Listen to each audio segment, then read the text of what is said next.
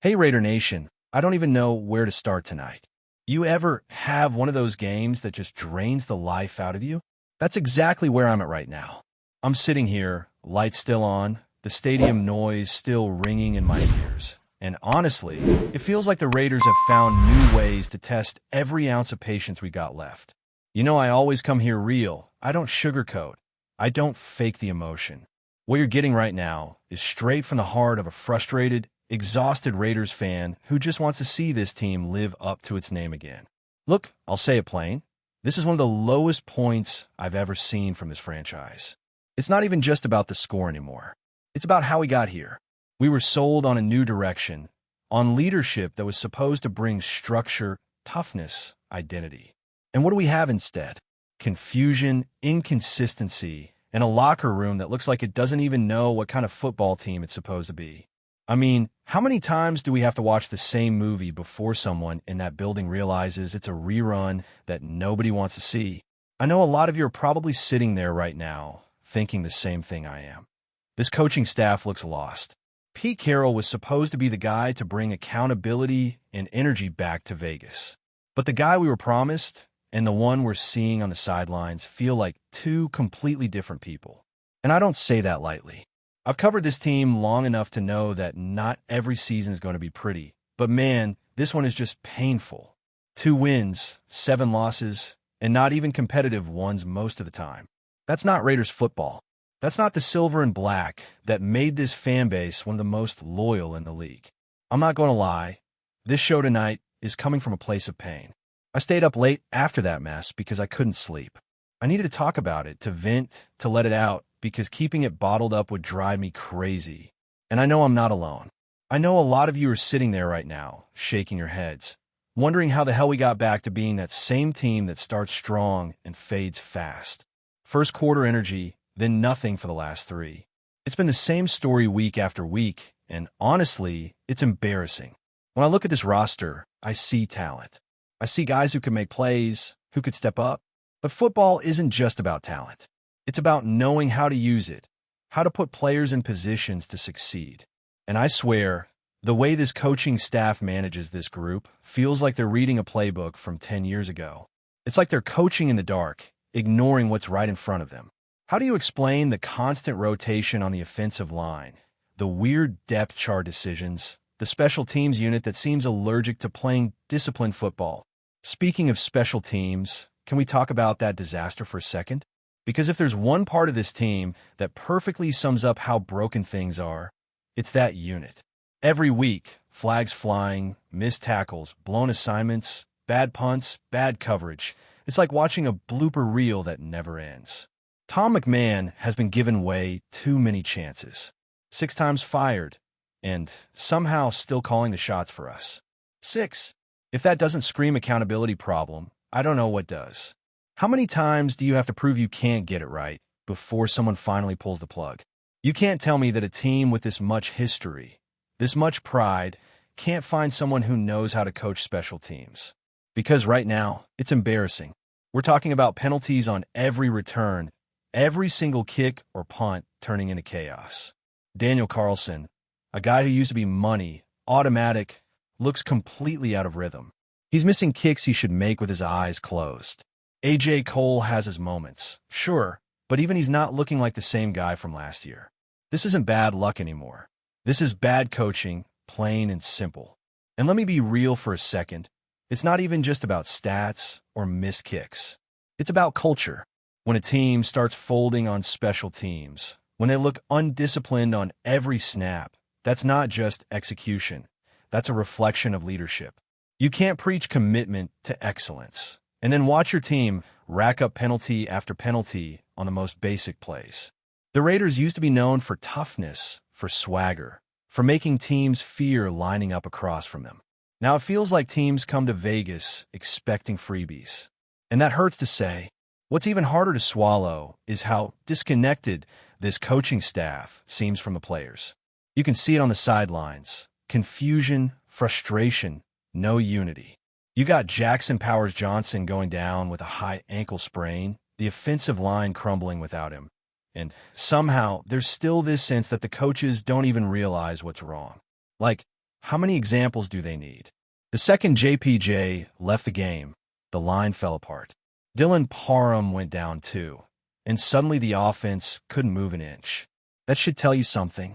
That should make you reevaluate the way you're building and adjusting in real time.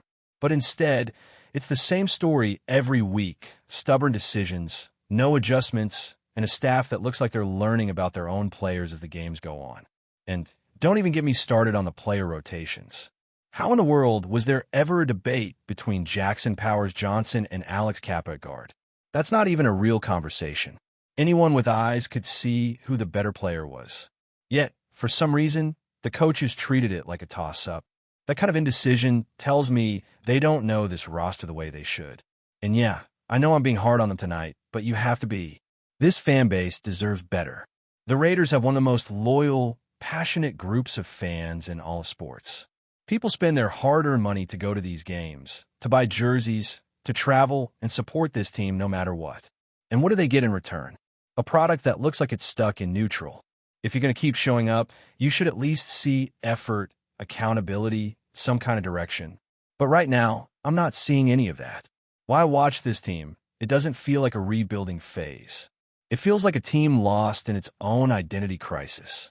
They're not physical enough to play old-school Raiders football, and they're not innovative enough to compete with today's modern offenses. They're just kind of floating in between, hoping for something to click. But hope doesn't win games. Execution does. Leadership does. Belief does. And right now, I don't think this locker room believes in the people leading them. I'll be honest, I never thought I'd say this, but it feels like the fans know this team better than the coaches do. I watch these games every week, I study the plays, I hear the press conferences, and I keep wondering how these decisions keep getting made. It's like they're watching a completely different game. And if this staff keeps heading down the same path, keeps ignoring the obvious, then we're just going to keep reliving the same nightmare season after season. You can't keep asking fans to trust the process when the process looks broken. You can't keep selling us on promises when every Sunday feels like déjà vu. This isn't about one bad game or one injury or one missed kick. It's about a culture that feels lost, a direction that's gone blurry. And as much as it hurts to say it, if something doesn't change soon, we're going to be right back here again next year, asking the same questions, feeling the same frustration, watching the same mistakes repeat over and over again. And you know what really gets me, Raider Nation? It's that deep down, we've all seen flashes of what this team could be. There have been moments, tiny little glimpses where the Raiders looked like they had that old fire back. A defensive stand that lights up the crowd. A perfectly timed run. A bomb downfield that reminds you of what greatness used to look like.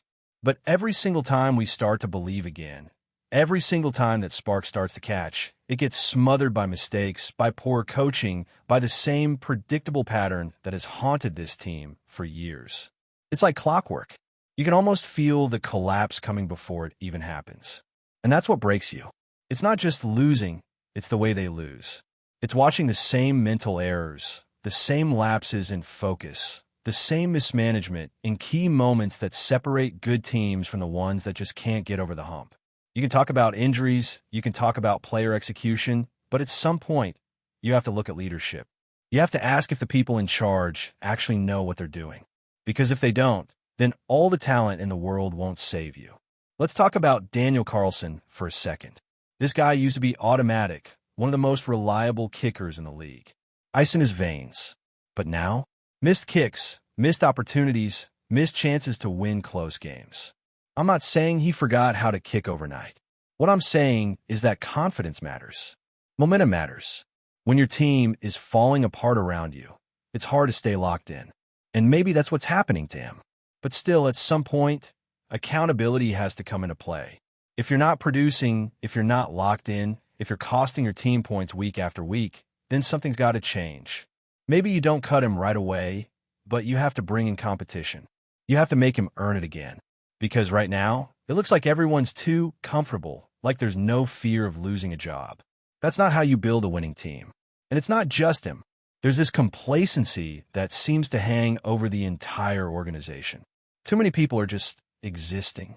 No fire, no urgency.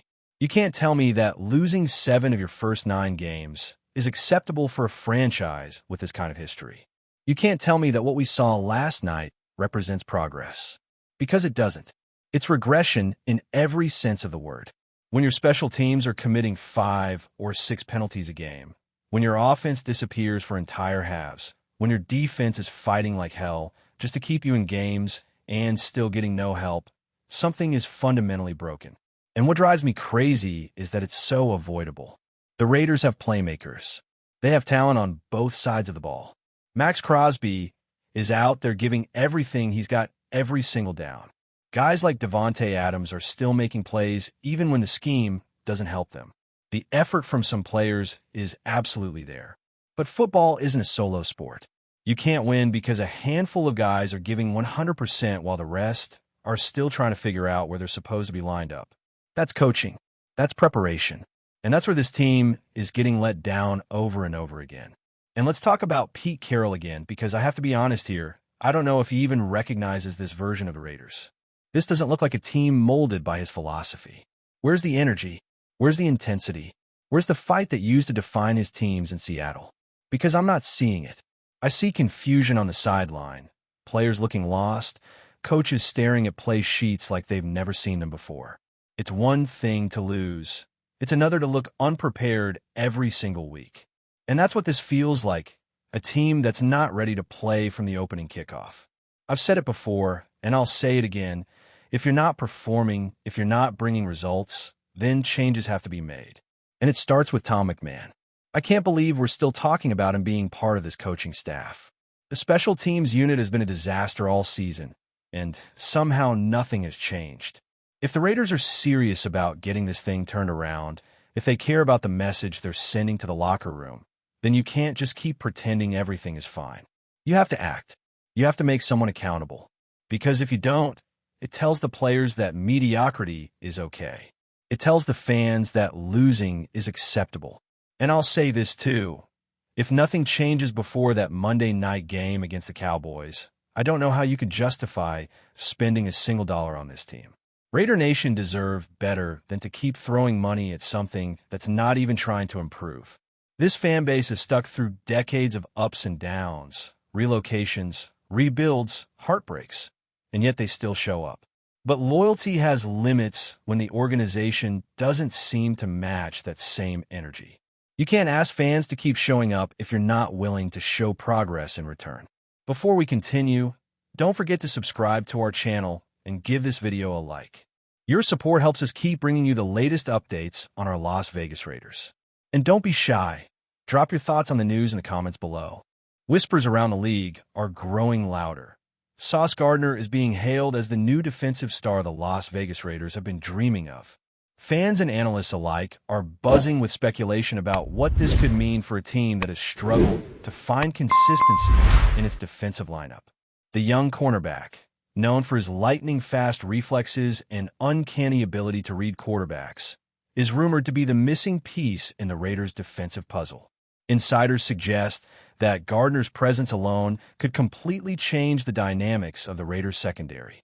Sources close to the team hint that the coaching staff is already envisioning defensive schemes built around his versatility, and whispers in the locker room hint at a growing confidence among teammates who now feel a sense of security back there.